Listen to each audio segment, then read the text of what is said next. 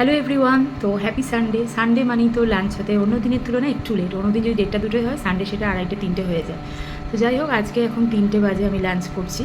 আর এখন যা প্রচণ্ড গরম পড়েছে, মানে কী বলবো, রিচ খাওয়া মানে একদমই যাচ্ছে না, আর খাওয়া উচিতও নয় শরীরের জন্য। তাই জন্য আজকে একদম হালকা হালকা রান্না। তো চলো কী রান্না হয়েছে তোমাদের সঙ্গে শেয়ার করি। সানডে লাঞ্চে আছে হচ্ছে, এখানে আমি একটু ভাত নিয়ে নিয়েছি, 1 বাটি ভাত। এখানে আছে কলমি শাক ভাজা, এটা বেশ ভালোই লাগে খেতে। এখানে আছে একদম পাতলা রুই মাছের ঝোল, পেঁপে গাজর পটল এসব দিয়ে। আর সানডে অথচ চিকেন হবে না, এটা তো হয় না, তো চিকেন কষা, এটাও হালকাভাবেই করা, আলু দিয়ে চিকেন কষা।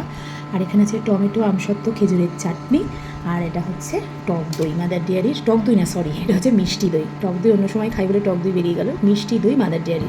তো এটা আমি সব খাবার, এটা অনেকটা বড়, এখান থেকে জাস্ট একটু 2 চামচ নিয়ে খেয়ে নেবো। এই হচ্ছে আজকের মেনু। তো খাওয়া শুরু করা যাক।